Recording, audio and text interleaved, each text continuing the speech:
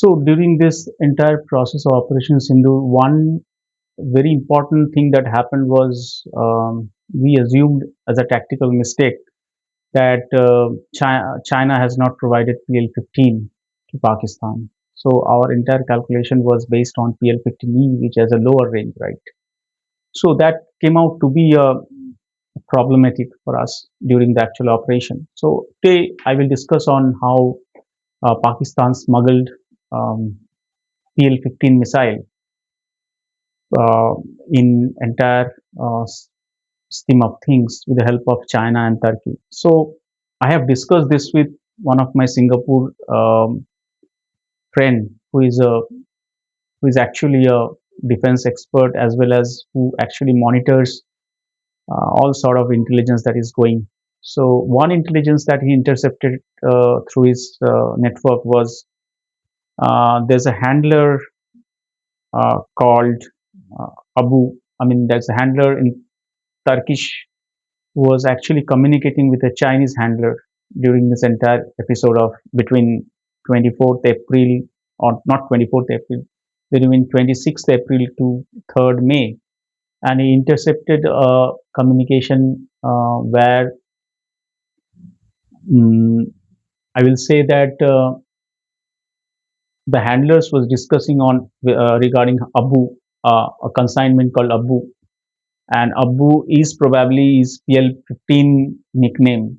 It's Abu Dan. It's called Abu Dan in NATO, and that handler was saying that Abu, and Abu also means father in those countries, in Turkey and as well as in Pakistan. So so in that parlance, it was being handled, and then those intercepts were uh, traced, and more information was extracted from those intercepts, decrypted. Different information was decrypted with certain degree of confidence, and so if you see the data what I am showing in the screen, so Singapore defense. So if you go to the second bullet point, so it says that 27th April, Anqing Air Base, China, one consignment actually was um, transferred or taken by China's transport aircraft, which is called Shaanxi Y8 class, Y8 class C, which is very popular transport aircraft for China.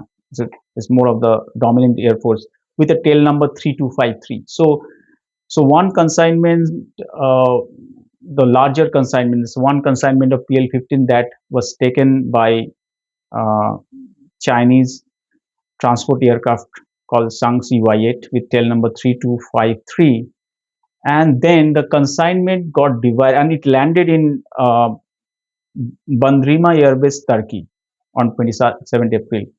Then that consignment was divided in two parts. On 28th April, one set of consignment was loaded into TCG Boyakuda F512 tail number.